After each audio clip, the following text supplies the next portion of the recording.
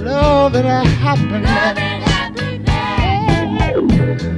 Love and happiness. Oh, good about somebody. And good afternoon. You're on the couch with Dr. K.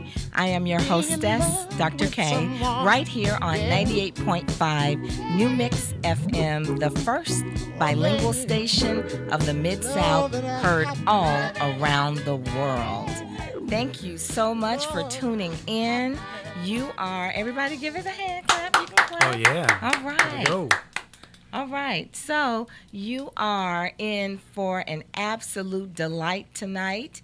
If you are not in for a delight with Miss Janet Jackson, you can be in for a delight with On the Couch with Dr. K. Oh, that's true. Yay!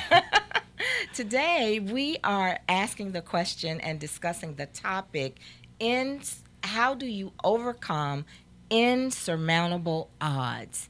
Have you ever been up against the wall, faced with a lot of just very negative circumstances, and you have had to pull yourself together and get through them? Negative circumstances, bad credit, no credit, bad health, a bad childhood, a bad currenthood, a bad marriage, maybe you lost your job, any of those things.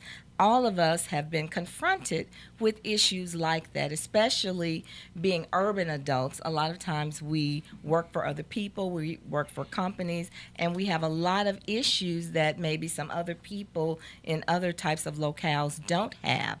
So we're asking the question today, have you ever had to overcome insurmountable odds? And if so, how did you do it?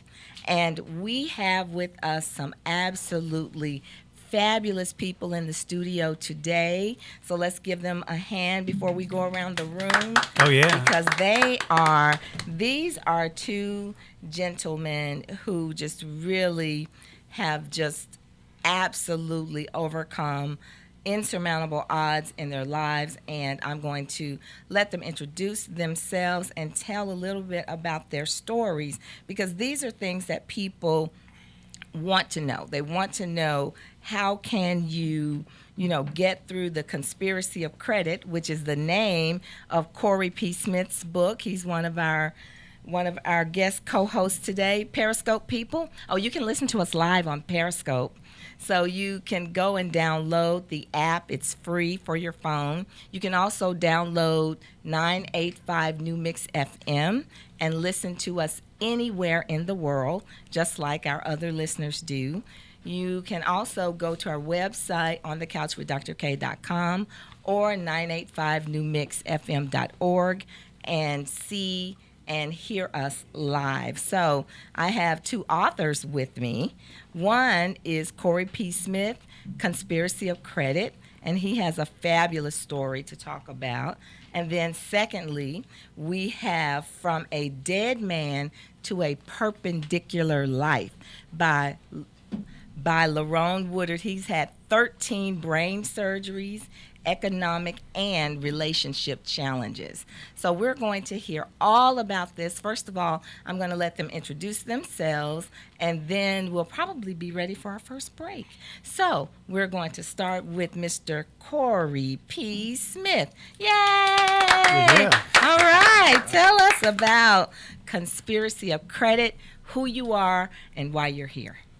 First of all, just let me say thanks for having me back. Thanks for being here. Once again, I've been doing a whole lot as of lately to promote Conspiracy of Credit, as well as promoting a positive lifestyle in terms of people feeling a sense of weakness that they face through daily living, whether it's job, family, or life, period. And I kind of talk about that in my book, talk about my journey from sleeping on the floor with no lights to being able to purchase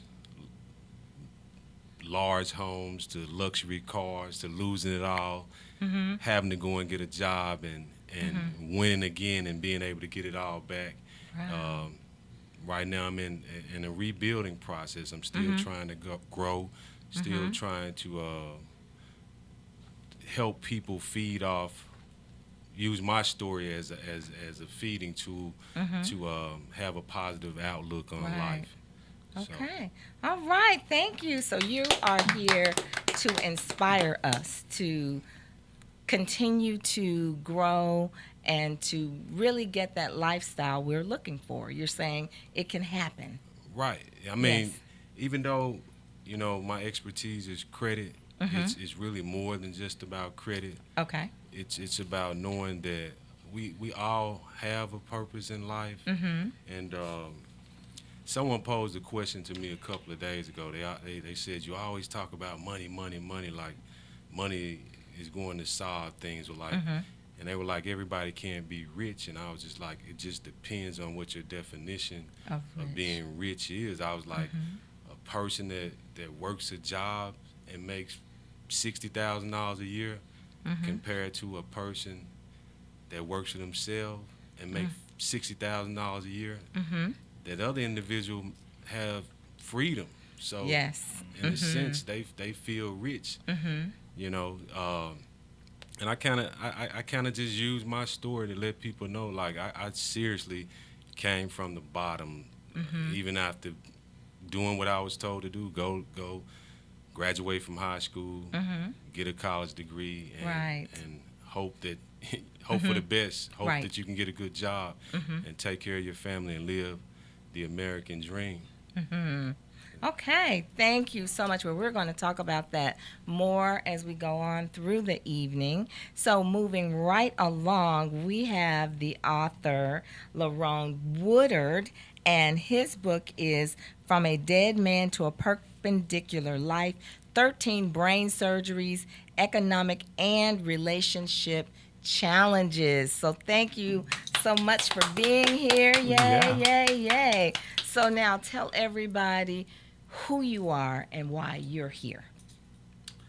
Well, like you said, my name is Larone Woodard, and I am here still after 40 years now, Wow.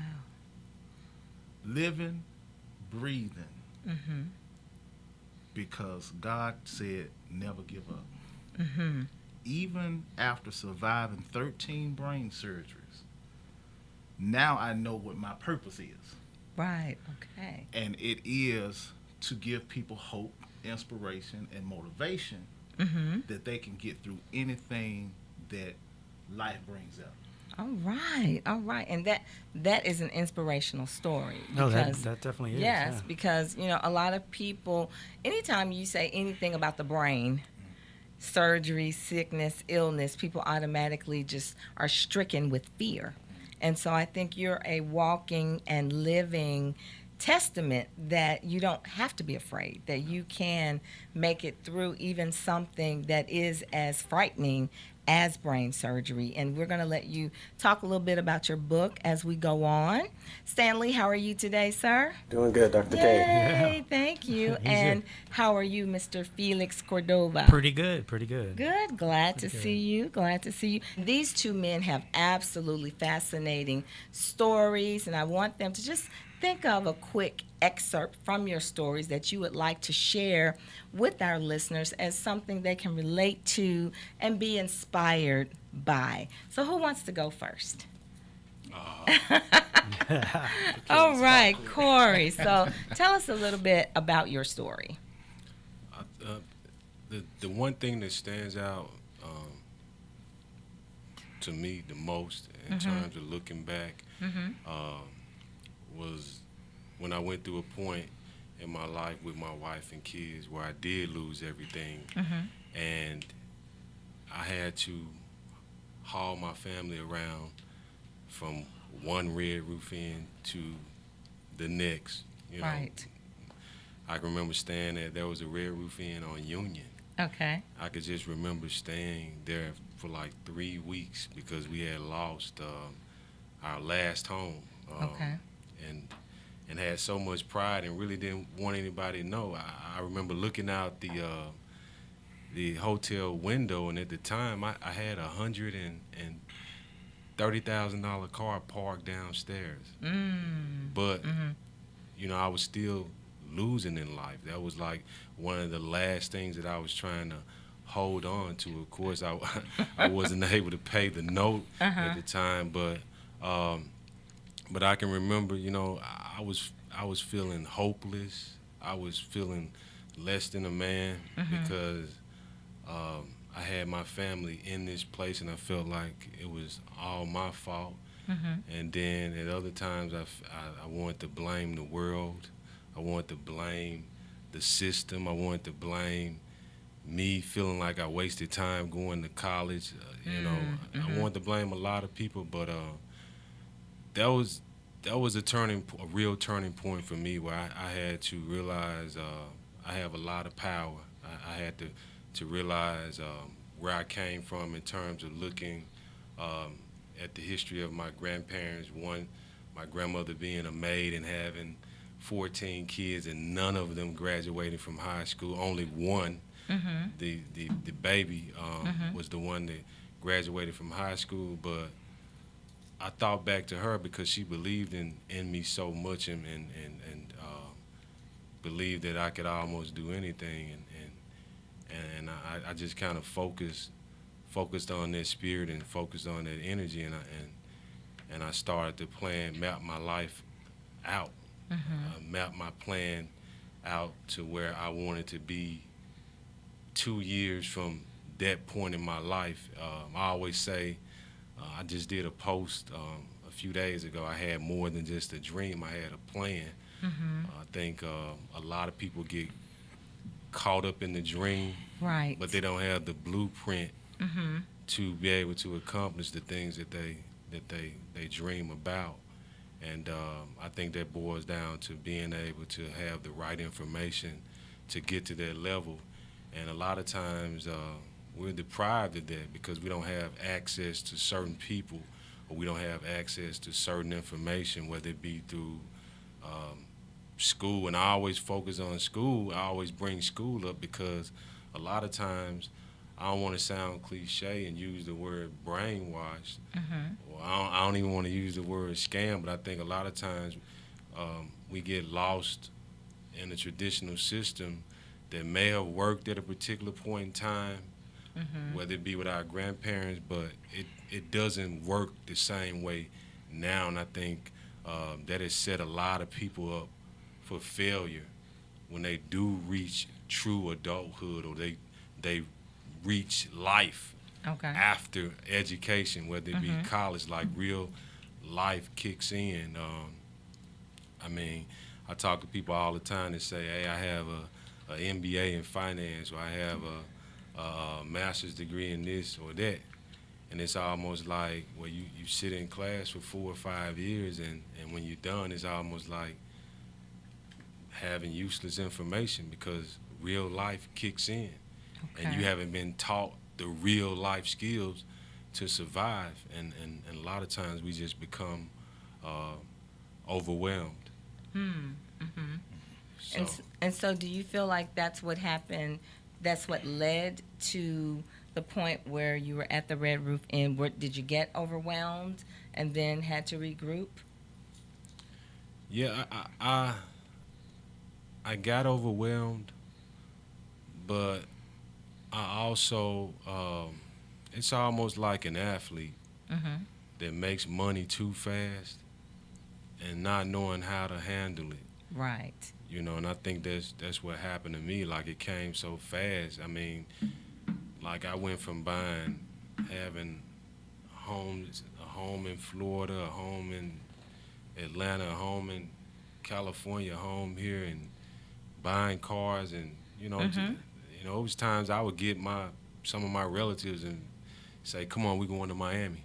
Don't bring nothing. Don't bring clothes. Everything's on me." Okay. And not realizing like that was a reckless situation, and I didn't keep my wife and kids in focus. And, and that hurt me in more ways than one. And I feel like even at the time, like my comeback was feeling like, man, like my wife had lost all confidence in me because she, as a man, your family looks to you to be the leader, the provider, the protector, and I felt like I had failed on all of that, and I just had to find a way out. And when I got to that point where I just got like angry and was like I wasn't going to be the topic of someone's gossip to the point where they're just saying, man, I remember he had this and that. I was like, I wasn't going to be that subject. I was going to be the comeback kid, and that's when I put my plan into play, and I haven't looked back. Excellent. Let me ask you one last question before I move to Larone.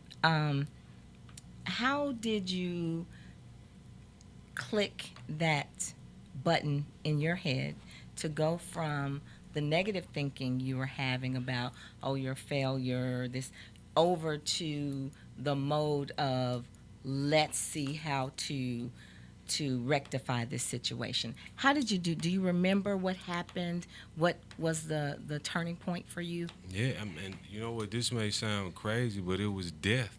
Okay. And what I mean by that, it was like, when I talk about all of us having a purpose in life, meaning like you born and you're gonna die. And you have to learn to live your life in a way that you're not fearful of how death comes or when it comes. Meaning you gotta live it to the fullest extreme. Okay. And when you do that, you maximize all the positive energy that we talk about, whether it be in church, through the blessings of God, whatever you believe in.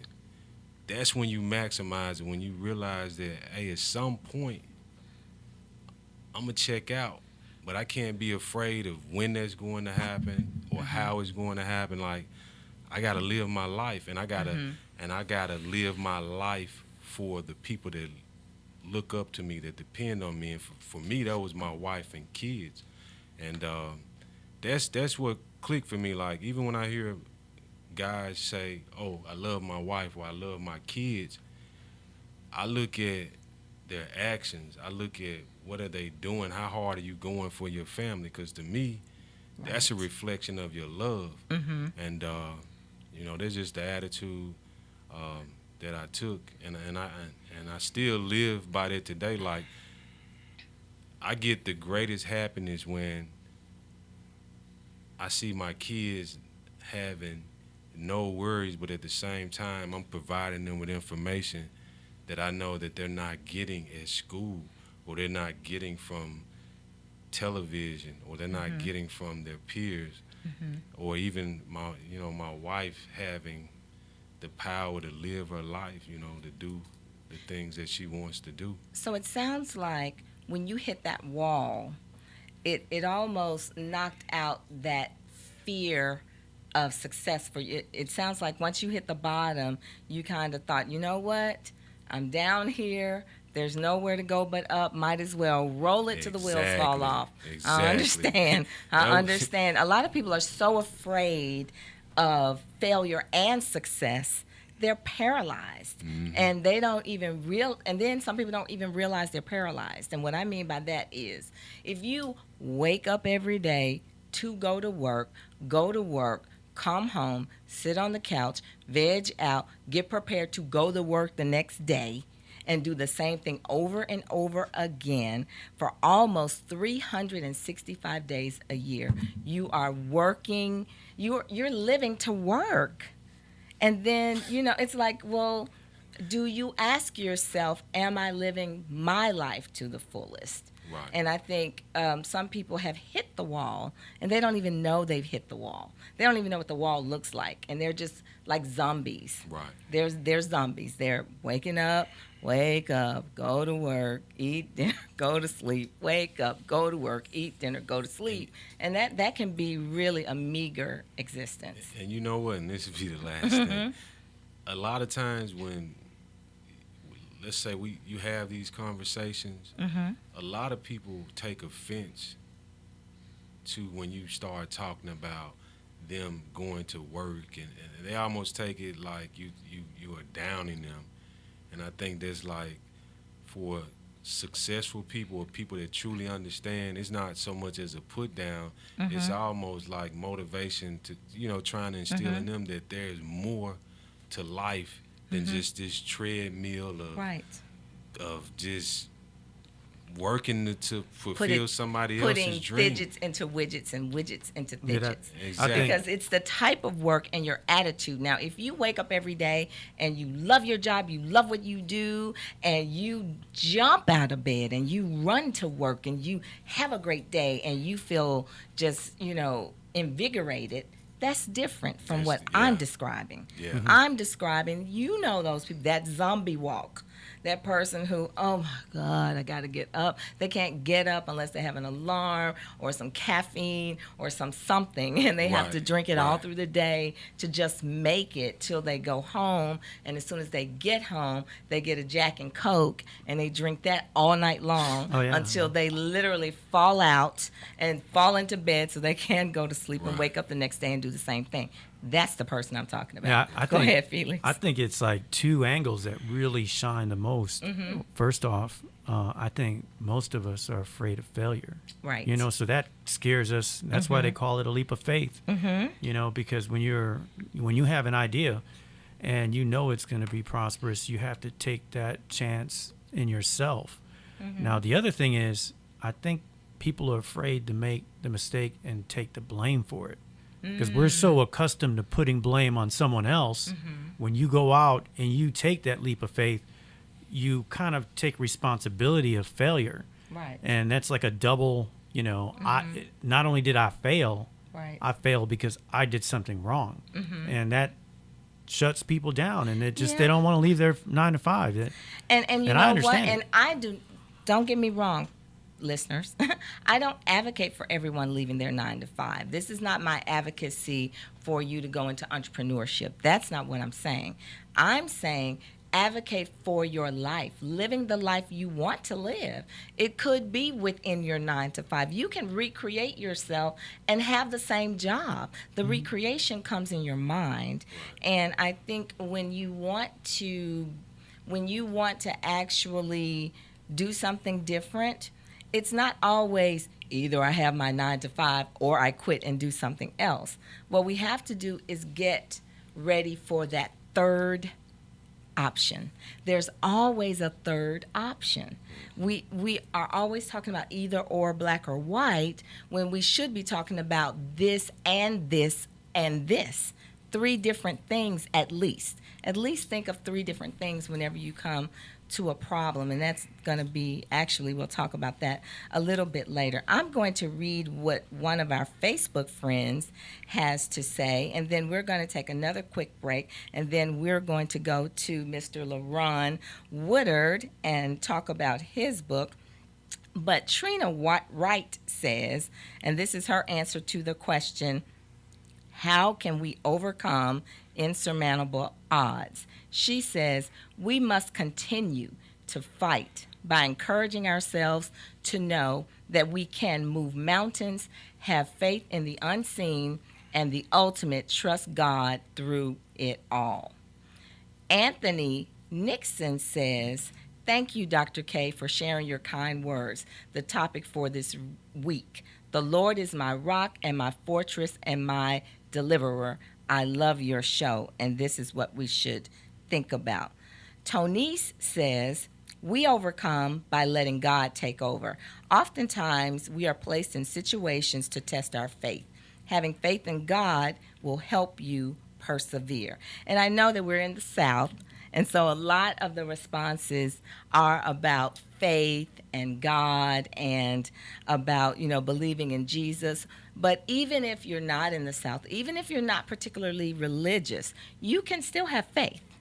You can have faith in the goodness of life. You can have faith in your own abilities. You can have faith that, things will go toward the positive way. So don't be turned off just because people are talking about faith in a religious way, because there's faith that also exists within the secular world as well. So, wow, guys, I know this is a heavy topic, but there's a lot of heaviness when you're talking about getting out there and really doing what you want to do and living the life you want to lead. I was asked to sit on this finance matters panel with a few other accomplished people, and one of the people was Dr. Julian Malvo. She's like one of the first black female economists in the United States. Okay. And me and her got into a real heated debate. She actually went off on me. Went off like walked up and smacked you in the face? Nah, went off like snatched the mic and was like, "You a chauvinist, you a feminist, and, Oh, okay. and I'm not going to let you degenerate education." Okay, okay. Wow, what were you saying? No, because I made the statement. I just said education is overrated, and I said times it may be a scam to some people, and I told her I think that we are viewing education from two different When you're saying education, you mean higher education. Yeah, I mean not being educated, right? Yeah, you mean college. I mean and universities. Yeah, I mean college. I mean a lot of times the point I was just trying to make the point, like what may have worked in the 70s or even the 80s is not working now because the economy has changed, technology has changed, life in America has changed as we know it. So education in the traditional sense, meaning go to college, get a degree, get a job, and live the American dream, as I said before, that's not the case for a lot of people. A lot of people are graduating from college and they live in the American nightmare. They can't find a job. They're in debt from student loans. And there is no way out of that, not even bankruptcy. So it's almost like now the real education of life starts, but they're already finished. They're in debt. Yeah, I understand what you mean. I know one thing that some financial analysts and planners say to you if you do decide to go into the higher education realm is don't take out loans that will cost more than your first year on the job. So I think that a lot of people, they end up in debt because if you're going to go to college these days, you have to be very strategic in terms of what area you choose, very strategic in terms of the types of loans that you're going to take out and maybe the types of schools that you're going to choose, because it is not like the way it used to be. It's not college for college's sake. When I was going to college, it was you went to college not to get a job, but to learn how to think critically. That's what you went to college for, and maybe you got a job, maybe you didn't. Most of us did. But now a lot of people are looking for a V line from college into the workforce. And you have to have that established before you decide to go into it. Come on in the ring with Randa. Yay, hi. Yeah. How are you? Come on in. So you just have to have that established. I used to run a college here, Cambridge College, and we had to be very careful whenever we were giving information and advice to our students, because it is exactly as you said. You don't want someone to go through all of this and end up in debt and not able to really do the things that they wanted to do. You don't want to kill somebody's dream like that. You want to help them actually get to their dream. And sometimes, we had to have the hard conversations like, hey, listen, this is costing this much, and the job you're trying to get will pay you this much. So let's figure out how we can hurry up and get you out so you can get a job and pay some taxes. Return exactly, on your get a great return on your investment. So, but at the end, get to the end of the story, the highlight, the part that where you're triumphant. The highlight of the story was there was a young lady that attended Penn State University. And she stood up and she posed a question to Dr. Malvo. She said, hey, I did everything that you said I was supposed to do. You know, and she was like, I'm still broke. I work 2 jobs. What do you suggest I do? And the great economist said, get another job. And Cold. yeah, Ooh. that just, and then she looked at me Uh-huh. and said, what do you think I should do? Uh-huh. And I said, first of all, find out, do you know exactly what it is that you want to do in life? Right. And if you don't know what that is, find out what it is. I said, because you're working 2 jobs. And I said, hey, from the neck down, you'll always be able to make minimum wage. I said, but from the neck up, you can make millions. Right. And I said, very good. I you like have that. to, you know, you have to tap into this. So, and then I told her to get a copy of credit reports. Of course. And that's the first starting Yeah. point to see where you stand in life, because if you don't have any money, that's going to be your savings and your investment account to get you started. And I say that because I just took a young cousin of mine.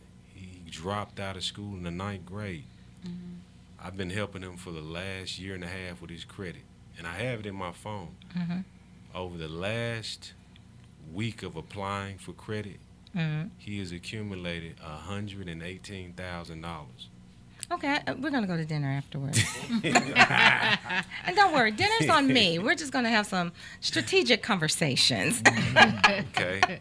You know, but that Well, student loans are it's Yes. considered toxic debt, and I Yes. happen to specialize a lot information with student loans. The government releases quite a bit, it's billions of dollar industry for them, even though they say it's IRS issue, because Right. for one thing, you'll never get away from it. I mean, it's usually there. There's some options. There's a lot of information on the internet and social media talking about how we'll forgive your student loans. right. Do not fall into this, because the only thing they're forgiving is if you happen to work in a particular Impoverished area. identified Yes. career, which you have to be there for a period of time, then that will do it. Right. The other issue is it's death. That's the way you get out of it. I mean, truly. Hey. Oh, my goodness. Okay. Yeah, unfortunately, that's going to be What to a the point. downer. Yeah. Now, the other thing that they do is it's a low interest rate in most cases, but there is something that happens, and I want all listeners to be aware, is that when you default, the default rate is 25% added to the balance. So that happens. And the other one is if you consolidate. If you consolidate, they wrap the default interest with the principal, and you marry wow. that balance that will never go away, because IRS will put levies against your income. Right. If you have a job, they can garnish you. Yes, they can. Yes. And the U.S. Department of Education has that strength. Now, the other thing is, as well, is that a rehabilitation is the program they've been issuing the most. That happens to be one of the best programs out there because it's all income contingent. So you could possibly qualify for a $5 monthly Right. payment. It's not set to pay off your balance. It's just help you get out of default, change the credit report, how it Right. reports as a default, Oh, and they'll good. fix it for you. Okay. But that is one of the best options for someone that's struggling with student loans and has balances and are afraid of what they're doing. Now, when they do income contingent, they do 2 parts. One would be from your adjusted gross income, which generates your monthly payment. Or what they do is your expense. They'll factor in children, family size, and how your income is. So if anyone out there is struggling with the default student loan, I advise you try to find out if you have not rehabbed your account, you do most likely will qualify. I think it's 1986 is the cutoff. So anything after that, you can do it again. All But right. prior, it's not, you don't have to worry about that. But now, if you happen to be struggling and this is pushing you against the wall, Right. look into it. I just wanted to share that's that. a lifesaver. Thank you. No I mean, problem. that's one of the things that you have to do because that's an insurmountable odd. It if you is. have defaulted and they've added 25%, a lot of people, I mean, that is such a mountain that it would frustrate a lot of Just to people. put- So information Yeah, is just- helpful. I just want to make sure that they are aware. I'm very informed on this. So say, for example, You owe $120,000 on student loans. I hope you went to Harvard. Yeah, but you can qualify for rehabilitation if your income is at a point where your monthly payment could be $5 to pull yourself out of default. Okay. But that's 9 monthly payments in a 10-month period, so you got to remember that. Okay, all right. And if you want to get in on this conversation, give us a call at 901-866-9540 or 901-338-9787. You may also Facebook us at On the Couch with Dr. K. Send a message, and we will definitely get it in live on the air. So now we're going to Mr. Larone Woodard, From a Dead Man to a Perpendicular Life. 13 brain surgeries, economic and relationship challenges. All right, tell us about your story. Well, first of all, Dr. K, thank you for having me today. And thank you for being here. Always a pleasure coming to the couch. And there's never a couch. I got to get one. Okay, go ahead. Well, my autobiography is literally my 38-year journey of being a survivor of many brain surgeries at that time. I have a condition called hydrocephalus, which is fluid on the brain. Okay. And years before I was born, individuals used to perish because the doctors did not know how to handle it. So I was given a 50-50 chance to live. Okay. After 3 months of birth, the doctor said if I did live, I was supposed to be retarded. Okay. So the shunt was installed, for lack of a better word, to alleviate the fluid from my brain. I actually had the opportunity to see a young child. I mean, this was years ago. This was 20 years ago. A young child that had hydrocephalus.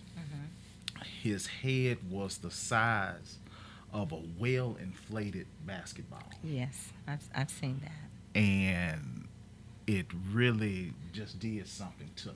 Right. But my last surgery was in 2009. So I've been suffering, well, I won't say suffering, but I've been dealing with this since 3 months of birth to 38 years. But to go through just a few of the surgeries, in 1984, I had a surgery. I was 8 going on 9 years old. That surgery, the anesthesia did not put me to sleep. Oh, my. I was alert. I was in a hazy daze, but I was alert. I literally felt the doctors cutting on me. I felt the nurses holding my hand on my right, doctors cutting on me on my left. Oh, my God. And I'm laying on the table screaming, in my mind at least. Right. But I know that I know they can see this. Me, Right. know. But they never stopped cutting. Okay. Wow. But I made it through that. I never gave up. Mm-hmm. So years passed. See, one thing that the doctors did for me was kept that one word in my vocabulary, in my mind, retarded. Okay. Okay?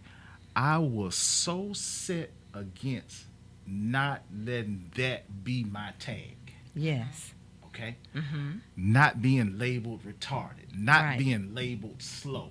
Right. Okay, so even at a young age, I was like, okay, I'm not what the doctors say I am. So I'm going to accomplish this. I'm going to do this. Right. I'm overachieve in this. So, 87, I'm 11 now, going on 12. 7 surgeries that year, from February. In that year? Uh-huh. Wow. From February to June.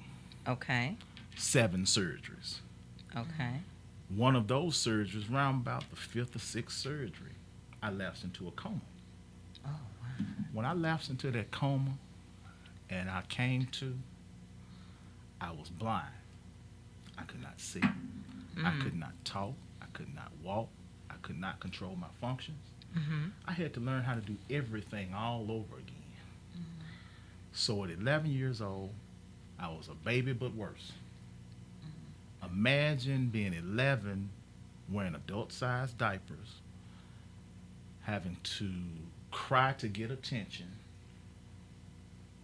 couldn't move, so I had to be moved around in a wheelchair. I couldn't feed myself. I lost a ton of weight. I think I went down to about 85 pounds. But my motivation that kept me and made me never give up was simply wanting to go to the 7th grade on time Okay. with my friends. Right. Okay. 7th grade. That's it. So you were aware, Yeah. even though your body was failing you at that time, Yes, ma'am. your mind was still aware and thinking. Yes. Okay. So I'm pushing. I'm going through all of these. I mean, at times I'm crying, Yes. but I'm pushing, going through all these therapies, recreational therapy, occupational therapy, physical therapy, Speech therapy. speech every therapy. Oh my God! Every kind of everything. therapy. Every kind of therapy you could think of. But I keep thinking in my mind, okay, school starts in August. It's June. Larone, you got to get back to school. So I did everything in my power to get back to school. About the 2nd week of August, I was released. Wow. Yeah. Wow. So you were saying these things to yourself in your head. Self-talk. Yes. Positive self-talk at 12. And that My is words. so true. That is so, your mind rules everything. Yes. Your mind rules everything. And that is such a great story for people to hear, because a lot of us don't realize how what we say to ourselves in our heads will control what's happening to us in the world. So the things that I was saying, Tell us what you were saying. Larone, you can't give up. Larone, never give up.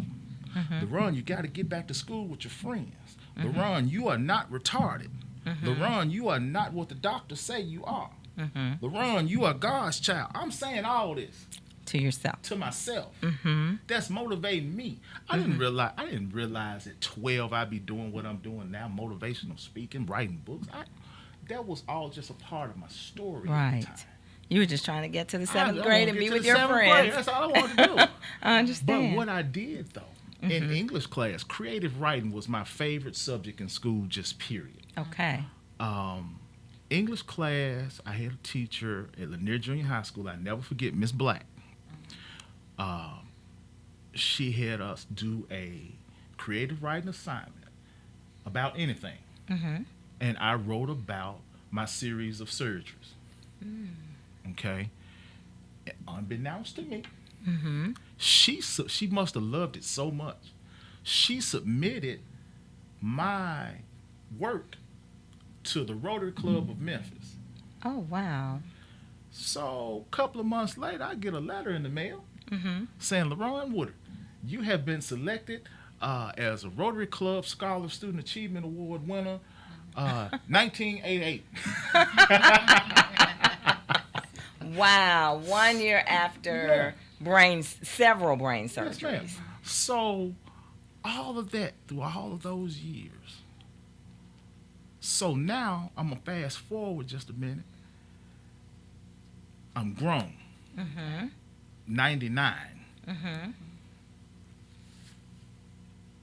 Brain surgery number 12 was strictly brought on due to stress. Wow. I was a manager at, and I'm going to say the restaurant, Okay. Rafferty's on Winchester. It's not there anymore. Okay. All right. Okay. But I was a kitchen manager for Rafferty's. Were you responsible for getting the glaze on those little rolls? I knew where it came from. Oh, okay. All right.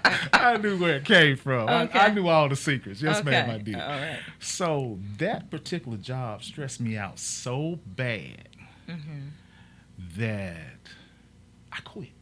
Okay. At that time, I had a young family. My fiance at the time, she was pregnant, and we had our our daughter, Kiana, was probably 6 months old. Okay. So I quit, and I caused myself so much stress as a father, future husband, etc., provider. So I caused all of that on myself. Okay. So I caused myself to have brain surgery number 12. That particular surgery put me in a whirlwind of financial debt. Okay. So at that time, I wish I would have known Mr. Corey. Yes, At that exactly. time, I wish I would have known Mr. Corey so he could have helped me. But I bankruptcy. Everything. For 3 years, I just hung the phone up, called, this, that, and the other, click, click, click. We did all that. Okay, right. So 3 years later, I filed for Chapter 13 bankruptcy. Okay. It was a little relief, but I still couldn't do much for a while. That was stressful. So I said, enough is enough. I am very stressed out. Years have passed. Now I have opened my own business. Okay. Under bankruptcy. I'm still under bankruptcy. I opened a laundromat. Due to tragedy, my father was murdered. Oh, okay. And some things happened. I was blessed to have a laundromat. Okay. Still going, 7 years later. And what that laundromat did was allow me to have the free time to meet people, to do things, to network. People would always tell me, Larone, you need to write a book. You need to tell your story. Right. Because I was always testifying. Okay. Okay. For free. Testifying for free. No payment. Okay? And I was doing this since I was 12. I was never afraid to be in front of a large group of people and talk. And this was at 12. Okay. So, No benefits. Like you said, I'm testifying for free. I'm telling my story for free. So, Larone, you need to write a book. I heard this for years.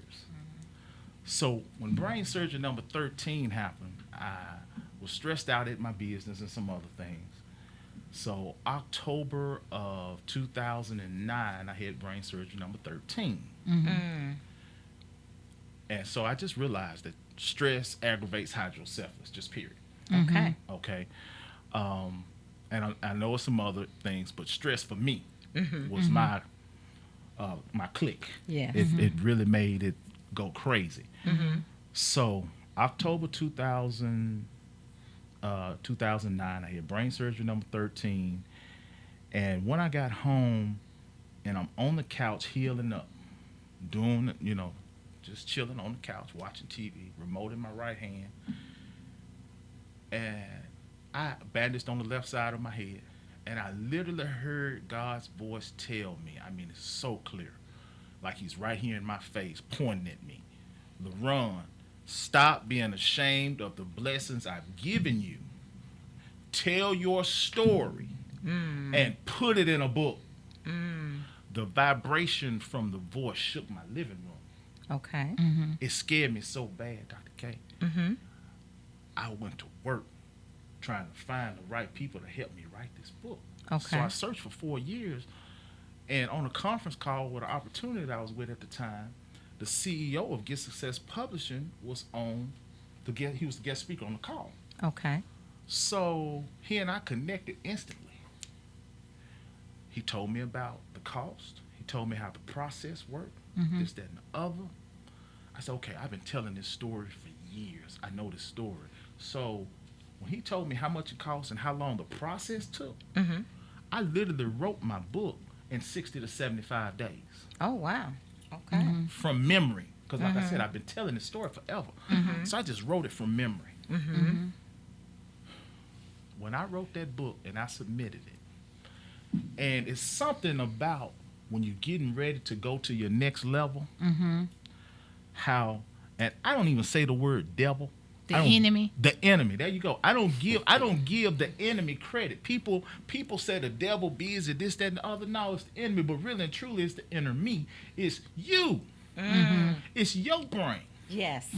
So at that time, I wasn't mentally just there yet, but I knew that I had to push through this. Everything was hitting me from left to right. I mean, I literally felt like I was in a Mayweather fight for my life.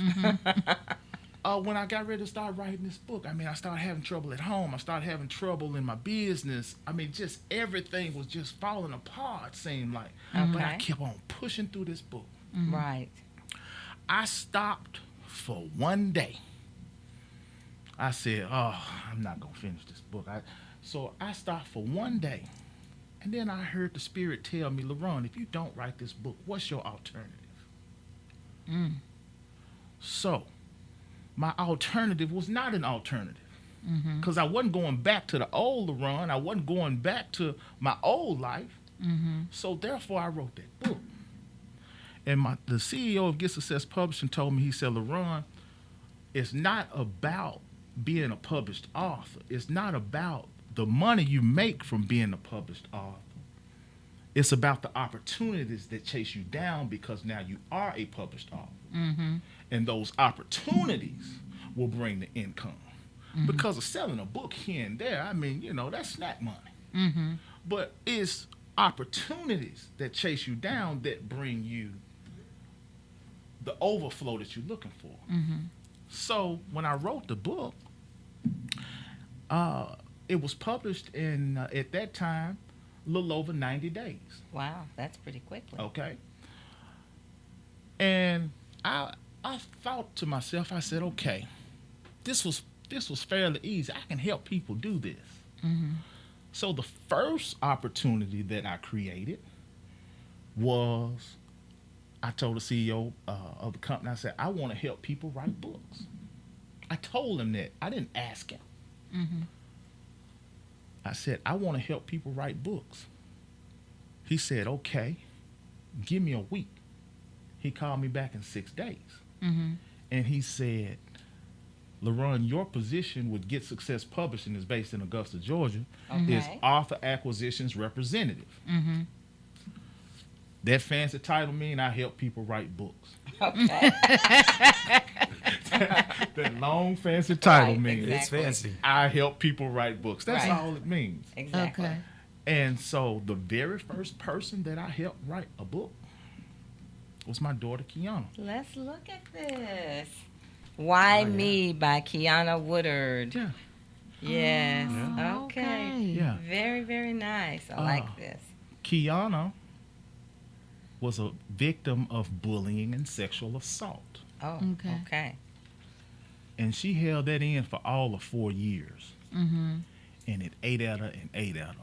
My daughter was trying to do all kind of craziness to herself. Right. Kind of. She had all kind of low self-esteem. So she was in therapy when we found out, Okay.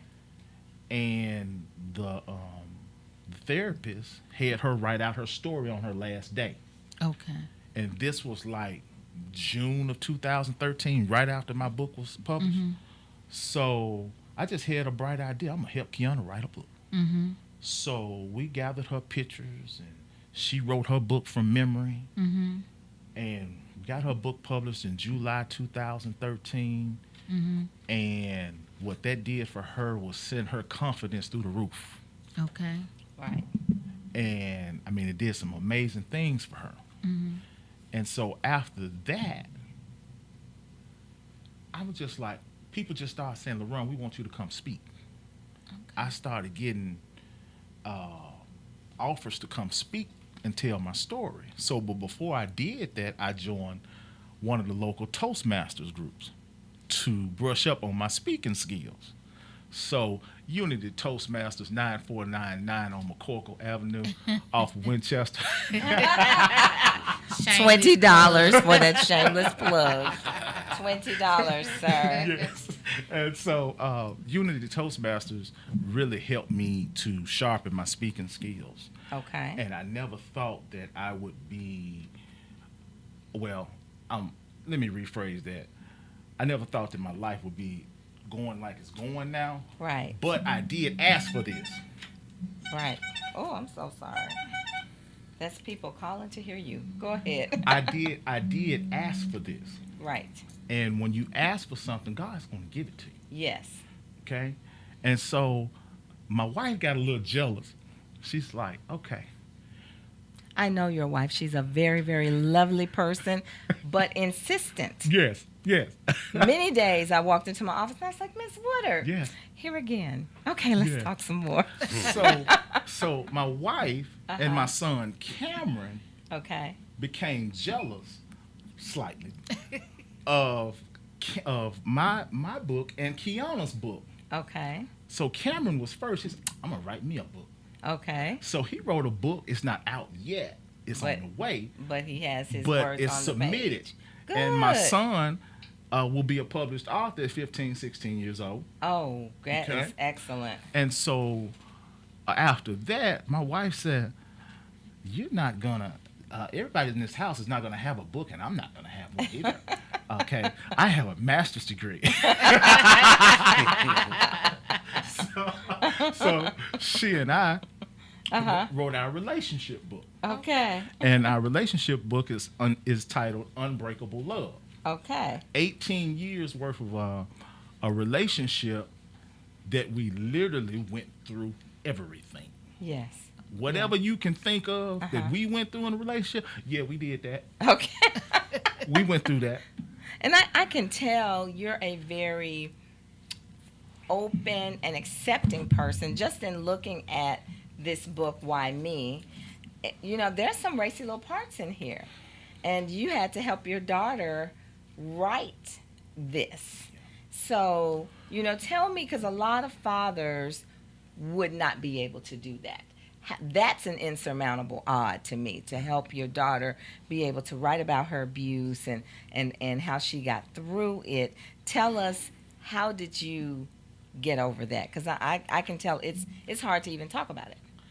How did we get through that? All I can say is God's strength, Okay. God's grace. Yes. We are strong believers in Christ. Okay. And we knew that once we got through this, help Kiana, it was going to take the entire family, my entire household, to help her heal.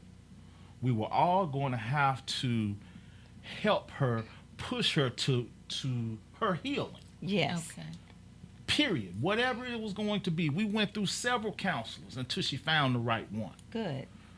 But she found the right one. Mm-hmm. And that's important. And when she did, she felt comfortable enough to write her story. I mean, to have my daughter be in junior high school trying to kill herself. Mm-hmm. It's a lot. In science class. Okay. You know, the Bunsen burner. The gas. whatever the little glass that you put in the microscope, whatever you call those things. The Oh, okay. slides. Oh, Okay, yeah. yeah. Trying to cut herself with the slides. Okay. Okay. Going in the bathroom with doing all kind of craziness. Mm-hmm. Because she did not know how to handle that. And nobody would. No, you know, even adults, I think, would not know how to handle something like that. But what I just want to commend you and Kiana on is putting this story, any of you out there, just in looking at this, and I just read it. Beautiful book. It's a beautiful book. She's a beautiful girl, and she's brave. Thank you. And you're brave also, and I have to get her in on this show to talk about that, so we can reach out to some of our younger listeners, Yes, ma'am. and to talk about overcoming some odds that a lot of our younger listeners are facing. And believe it or not, you all, we are so into this. We've already been on the air for like over an hour and 15 minutes just getting through these introductions, because, and the reason why I let it go on so long is because people need to hear the details of some things, because there are a lot of people out there who are saying, I overcame this, I overcame that, but they don't tell you the juicy details that you need to know so that you know you're not alone. Because people go through things all of the time and they're smiling and you're thinking, oh, but it was easy for them. It's not easy for me. It's hard for everybody. Yes, And it is. everyone has to figure out how indeed you can make it through. So we're going to take a break, and when we come back, we're going to get into our stats and facts. We still have our 4-point star. We have tonight's technique, and Randa's here. So we're going to take a break. I have these two fabulous gentlemen in with me. I have the author, and obviously the author maker, Mr. Larone Woodard. Yay. And we have the credit maker, Mr. Corey P. Smith. Yay. All right. So we will be right back after these messages. I was telling them, Randa, we have over 8,000 followers, and if we add your followers to it, About 15. we have 15,000 friends and Congratulations. followers. Congratulations, Yay! yeah. All right, thank all you. right. So remember to, now don't stop being my friend. So be positive. Wow, it is already 6:52. I cannot believe this. But we are at our stats and facts found by my super duper intelligent intern, Mr. Stanley Shotwell II. Thank you, Stanley. I just gotta apologize that they're a little lacking. No, they're never lacking, never lacking. In fact, this is far more. I never get to read all the stuff that you have. He always has more than I can read. And so if you want to know more information than what I give out, go to our website. All of the stats and facts are there, as well as the 4-point stars, as well as upcoming events. So you can always go to the website and check that out.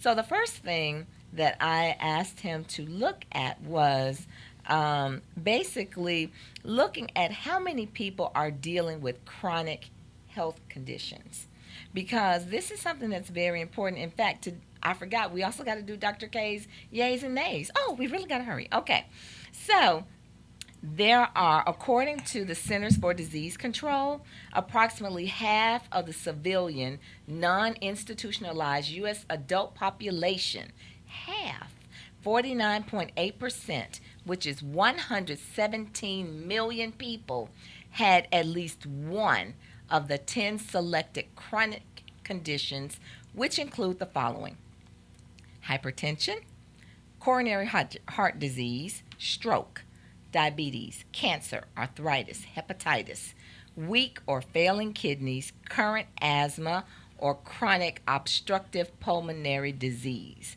7 of the top 10 causes of death in 2010 were chronic diseases. So, approximately half of us have a chronic disease that is affecting us. So, if you are someone who falls into that category, you are not alone. The next area we looked at was the role of positive thinking in health, because we know that the mind is a terrible thing to waste, but can be a great tool in fighting against anything that's going on within your life and within your body. The role of positive thinking in health. Positive thinking, which often works in tangent with self-talk, and those are the unspoken thoughts in your head, refers to the process of approaching unpleasantness in a positive and productive way. According to the Mayo Clinic, the overarching benefits of positive thinking include the following: increased lifespan, lower rates of depression, lower levels of distress, greater resistance to the common cold, better psychological and physical well-being, reduced risk of death from cardiovascular disease, better coping skills during hardships and times of stress. It is not clear why people experience these health benefits while engaging in positive thinking. It is believed that positive, optimistic people tend to live healthier lifestyles in that they exercise, follow a healthier diet, refrain from smoking or drinking in excess. So this is very positive. And I also heard on NPR that people who pray before a surgery, they actually significantly do better than people who don't. So there's a lot to your mindset when you're dealing with things that happen in life. Now, the last area that we looked at was insurmountable odd of debt. According to NASDAQ, how much credit card debt belongs to the average American depends on how you define credit cards and count the card carrying population. In search of one number that answers the question, creditcards.com turned to several reliable sources and came up with multiple credible numbers. Okay, so we're saying, and these are the numbers that we're looking at. If you have $1,098 per card that doesn't carry a balance, you have $1,648 per account, U.S. adults with a credit report and Social Security number, $3,600,000 per person, that would be U.S. resident adults, $5,234 per person, excluding unused cards and store cards, $5,596 per U.S. adult with a credit card, $5,700 per household with a credit card, and then $7,743 per card that usually carry a balance. So that's kind of like the average debt. So they're looking at proportion of Americans whose households carry this type of credit card debt from month to month. Now, if you start looking in 2009, it was 44% of all households carrying the debt that I just described. Now, in 2014, it's only 34% of households carrying the type of debt that we described. So it looks like people are starting to get out of debt or trying to get out of debt according to this. You disagree. You can't disagree with my stats and stats. But I will. I'll let you correct that. What's your disagreement? You know what? When I hear like statistics like that, I always say, what does that mean? Yeah. And the reason why I say what does that mean is because just from being hands-on and doing so much traveling and being so involved with credit over the last 10 years, I know that a lot of the statistics that they put out, you can't trust. All I know is the majority of the people have bad credit. It's easy for me to walk outside and find 100 more people who have bad than good. And say, what does your credit look like? 98 of them, they're going to say it's bad. Okay. But would they even know? Yeah, a lot of them do know. know. A lot of them know. Okay, so a lot of people know their score. Yeah, a lot of them do know. And then you have a great proportion of people who don't even use credit and That's don't true. even know that, like, that's a tool. I agree with you. Exactly. I do. I've been in the finance field for a long time. And one thing they promoted is they don't discriminate. But it's a known fact. If you're in the mix, your zip code will automatically release funds available to you that it wouldn't in other zip codes. I mean, wow. And I'm going to put that out there because I know that for that statement, there's going to be like a bunch of people going, no, that's not true. That's not true. But in reality, it is. I mean, when they shop for credit, they know that if you're in a good community, that your vehicle, your house, that taxes are being paid properly, they are going to release that. They're in business to make money. So these models are created internally for them. And it's automatic that they're going to put their dollars where it's going to make the most. And that's just the way it works. You going to say something, Corey? Yeah, when he talk about zip codes and what I call redlining, yes. I always talk about a lot of people are unaware of their accurate report that's produced by LexisNexis. Yes. And on there, it's a detailed report from the time that you are 18 to if you're 80. And it has every zip, like let's say your zip code, it has the average household income, the average cost of the home, the average level of education. Education, yeah. So Google has that. So I look at it in terms of like they pretty much can predict like if you're more prone to file bankruptcy, if you're more prone to default on a credit card. So when he speak about zip codes, like I I could take somebody that lives in North Memphis, but establish their credit on a zip code in Right. Collierville, where Right. the income level is Higher. 100,000 plus, and I know which cards to apply. That's going to give them like What they need. No, Yeah. that's true. That's out there. I mean, Memphis, Tennessee itself has a credit score. Wow. And each state dictates. Now, if you look at it this way, if the state you live in has a bad credit rating, that means that your dollar is less powerful as the state that has a higher credit rating. Which And, state do you think has the highest? Connecticut? You know, I don't. I New think it's New York? Jersey. Okay, Actually, it's either okay. Connecticut, New Jersey. I think it's Washington State. Washington, yeah, Washington has good, yeah, Really? yeah. Well, Okay. they monitor how your state will handle finances. I Uh-huh. mean, we know we have issues because of the school district and Okay. so much going on with, our public servants. And FYI, a lot of the state-run companies here that you would probably think, like the police department, the fire department, the water company, they are all 501c3, not 501c companies, which mean they get some assistance from the federal government. So I like this guy.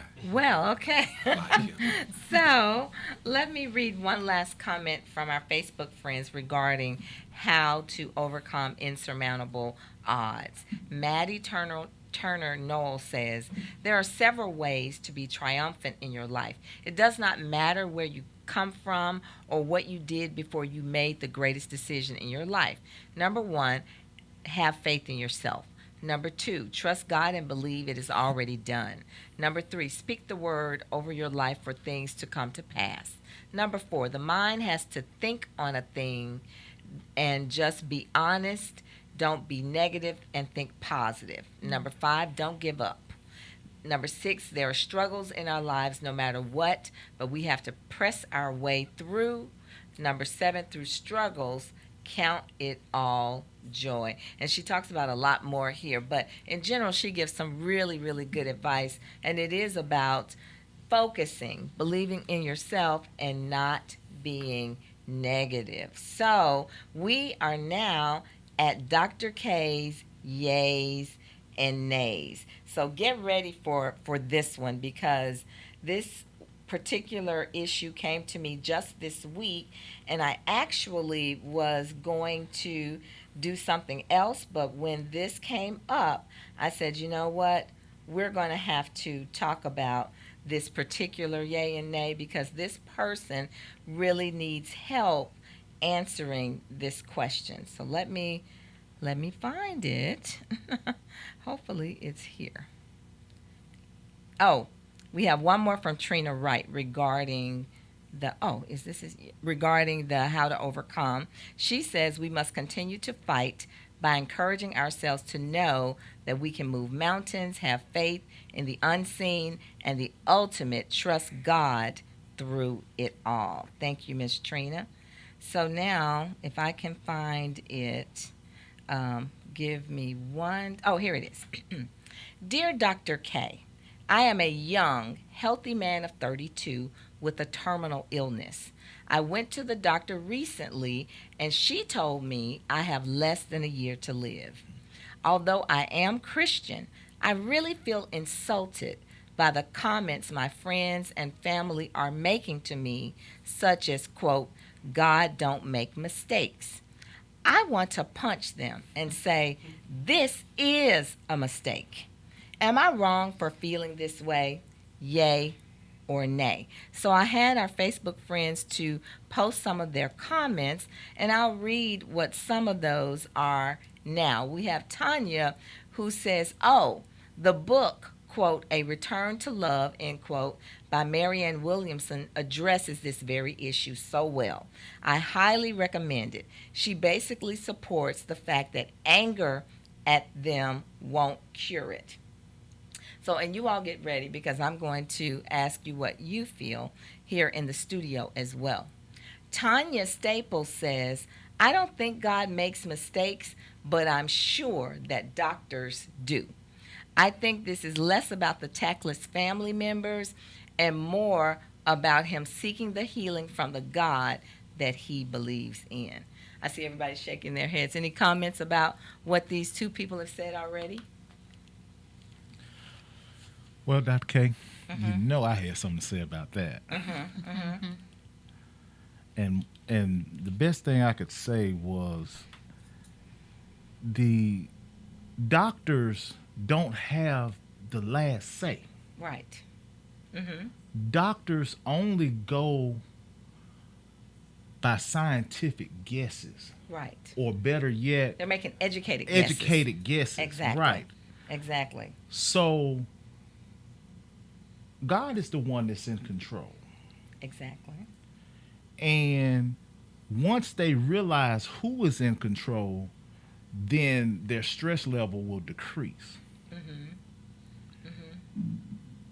And what's going to happen with that individual if they decide to relax, start to meditate and calm their own mind, they will realize that the body will start to heal itself. The body can do that. Yes, the body can do that. That's Okay? true. Now, I'm going to tell you what blew my mind today. Okay. Today, I met a woman that has AIDS Okay. and has had it for 24 years. What? She told me. Okay. I met her today. Uh-huh. So, and she told me how she got it, all this, whatever. And when I met the young lady and she told me how it happened and how long she's had it, and, you know, people say with AIDS, cancer, whatever the case may be, that that's a death sentence. Right. It's all about how you handle it. If you go in a corner, have yourself in the house, never go out, lock yourself in, okay, and you got all this crazy stuff in your head, yeah, you'll die. Yes. At the very least, mentally, you'll Mentally, you'll die. Okay? Yeah. But that's not a death sentence because you have a quote unquote doctors said disease. It's a chance to live. That's exactly what I was going to say. It can be a life sentence. It's a chance for you to embrace it's life. a life. It's a chance for you to embrace life and start living. Right. Everybody that's out there right now that has something that's quote unquote a death sentence. The best medicine I can give them is to go bungee jump. Okay. Now, I know some people who bungee jumped without that.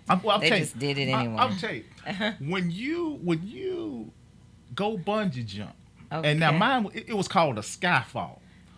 We did it, and I got it on tape on Facebook. You may have seen it. I don't know. My goodness. But we went to Hot Springs, Arkansas, and we went to Magic Springs, the amusement park. Right, exactly. And that was the best $20 I ever spent. They harnessed me up in the air. And this was like the second time I did it, though. Okay. I pulled that string and I flew through the air. I just felt so free. It was me and God.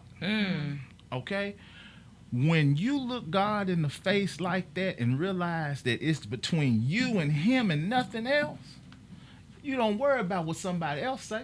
Right. You're in control. He gave you the power. So if you do not harness that power, yes, you'll die. But you have to tap into the power that God gave you. Right. And okay. once you do that, your life changes. And I think what this young man is saying is he feels offended by people giving kind of this rote religious sort of response to him. And in fact, Mila Komita says, you have the right to feel how you feel, period. And yes, this is a tragedy with or without God's plan. It's still happening to only you, and nobody knows what it's like to be you. Find people who will let you vent and get all of your feelings out. Return to family when you have accepted your situation. Yes, I do wanna have, say agree. I do have one more thing. Okay. One thing that I had to do as far as negativity is concerned, Mm-hmm. a lot of it was television, what I was Oh. watching. Okay, tell me that. Okay? What I had to do was record all my shows, record all my favorite shows, DVR. Okay. Okay? And fast forward through all the commercials. Okay. Okay? One thing that's on those commercials, you'll probably see it a lot now, is those sniffly, sneezy commercials and get in the bed, rest medicine and all that. So I haven't had a cold in about 4 years. Really? I have not had a cold in 4 years because I don't watch commercials. So you think, so you're thinking of the power of suggestion. Yeah, auto suggestion is the name of it. Auto Okay. suggestion. Yes. Yeah, I don't watch commercials. Okay. Okay, I watch recorded television. Okay, and if it's not recorded, I'm really not watching it. See, we're gonna have to snap you up because see, we might have sponsors soon. Go ahead, Randa. As far as with the second comment, Yes. she was saying that he needs to get with family, and also he needs to accept what was told to him. I agree with her to a certain extent. She's saying he needs to get with family once he has accepted. Okay. I think sometimes we think everybody is religious.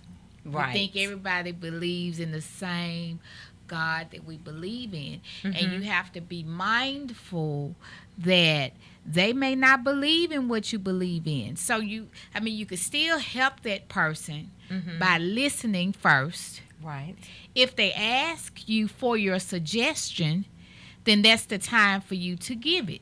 Right. If they're not asking you for a suggestion, that's not your time to give them a suggestion. Yes. So I think you have to be mindful. You have to be mindful who you're talking to, and then once they ask you for your suggestion, make sure it's positive.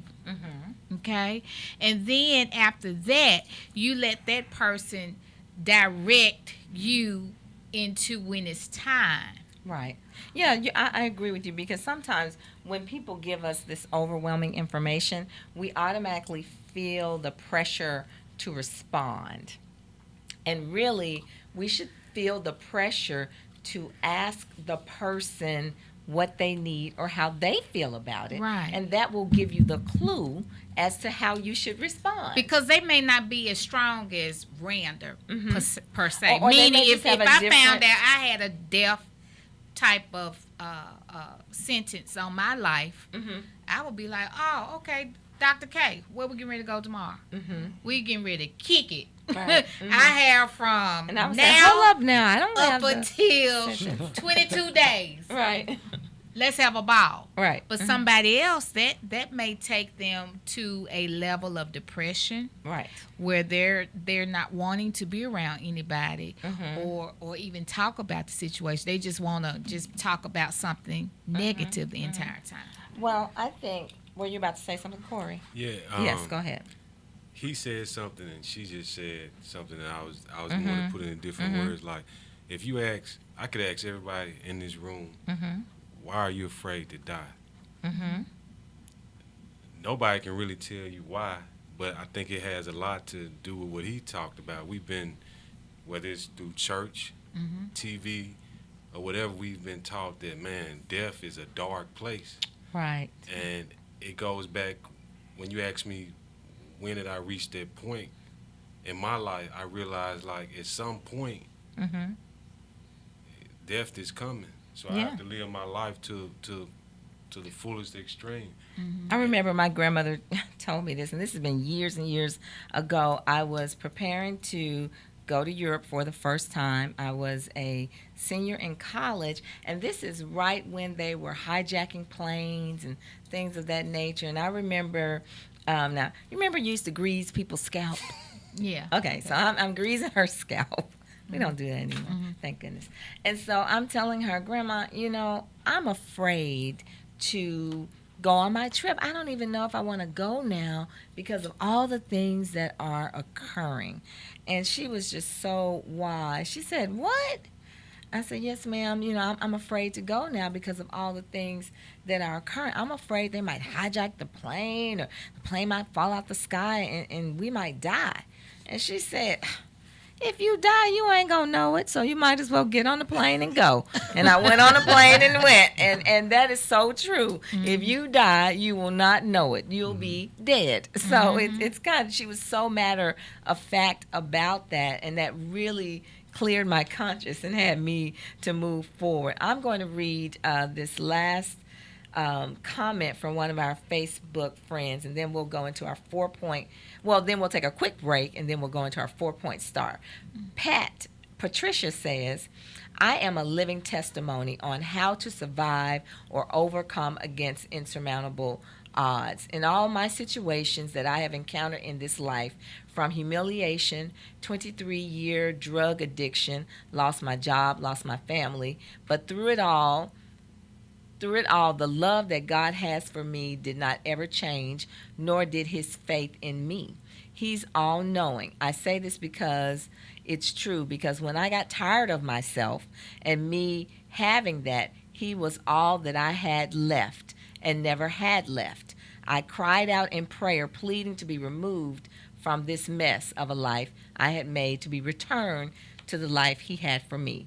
He divinely intervened, delivering me from a 23-year drug habit and all the mess that goes with it. Check this out. It happened overnight. It was as if somebody else's story, if this was somebody else's story, I would not even believe it. But he did that to me. Love, faith, prayer, it works. I believe that I'm blessed. Let's pray for one another. Thank you so much for telling us that awesome story, Pat. So, there are lots of us out there who are trying to overcome a lot of odds, and it sounds like, there are a lot of different ways to respond to this healthy young man of 32 with a terminal illness, and he wants to know, am I wrong for feeling this way, yay or nay? And I would say, nay, you're not wrong for feeling this way, because all the feelings that any of us have are valid. You feel what you feel. Your feelings are yours to have. What I would say is, when you are having these feelings, you need to be honest and acknowledge it, and then you're able to move on with the next thing. Maybe you even need to say to people, wow, I really felt insulted by that, and I feel embarrassed that I even feel insulted, but that was just such an odd way to put that. Tell me what you mean. So communication is the key for anything, because a lot of times we will, out of thinking that we're doing the right thing, out of religion, everything is, oh, Jesus has you, or God doesn't make mistakes. And especially in the South, in Memphis, we tend to lean on that even when we don't know what to say, and it can be insulting to some people. Can you imagine being a young person and somebody told you that you're about to die, and somebody else is basically saying that's the right thing for them to say to you? You would feel insulted. You would feel like, wait a minute, what? That's not what I want to hear. So I do think you have a right to your feelings, but what you want to do is remember that the reason why we feel the way we feel is because of how we think of a situation. Our thoughts control our feelings. So if you want to change the way you're feeling, you have to change the way you're thinking about this situation, because somebody else could have had that statement made to them, and they may have said, well, this person really doesn't know what to say, so I'm just going to ignore it, and they wouldn't feel angry. So when you're dealing with people, especially in your situation, you want to get your mind right, meaning you want to take those negative thoughts that you have, change them around, and try to find something positive within that situation. And I don't mean positive like bubbles and glitter, but positive like something that's rational, so that you won't feel that negativity and feel like you just want to punch people in the face. Because although we have feelings and you have a right to those, you have a right to the way you think. What you don't have a right to do is to act in a way that invades somebody else just because you feel a certain way. Yes, Randa. I'm just thinking about. Sit back from the mic a little bit. Oh, okay. Yes. I'm thinking about what you're talking about and Uh-huh. what I saw on the Today Show, Okay. which relates to what you're talking about. They were talking about how people tend to ask people questions about, well, why are you not this, or why didn't you do this? And they ended up saying, you know how Beyonce said, put a ring on it. They say to put a lid on it. Thank you. Wow, we're almost out of time. Okay, so we're getting to our 4-point star, and we know that whenever we have insurmountable odds, bad news, whatever, we all want to win. And we're misspelling this, but this is the best I could do today. So we all want to win. Let's say that word together. Win. And we're going to spell it with 2 N's. You ready? W-I-N-N. Win. W. When you wake up in the morning, decide on one thing you're going to do to meet your goal or overcome your odds. Just one thing. One thing. You don't have to do everything all at once. In fact, you can't. If you take one step, if you do one thing every day, when you look back, you will see that each little one thing you've done, even if it's, I'm going to get out of this bed today, or today I'm going to call and check on my credit score, or whatever, make a decision to do one thing that will get you closer to your goal or that will help you get over that odd. I. Include positive and supportive people on your team. That you have to have those people around you. And everybody who is supportive is not positive, and everybody who's positive is not supportive. So you have to have both. You have to have both, because you have those cheerleaders who are like, oh my God, good job. And So you that say, means but your look, group will be small. your group may be small, because you have to, when I say support, when you're trying to move forward, sometimes you have to have those people who can pull you through. And sometimes when you're going through something, you have to have people who will push you through. So usually the people who are positive, they're cheerleaders, so they kind of push you, yay, yay, yay, rah, rah, rah. And then you have those people who are supportive, who will pull you through. And so you need to have both types of people who are in your circle and on your team. N, note in your head, in your heart, and on paper what you want and what you want your goal to be and how you're going to get over it.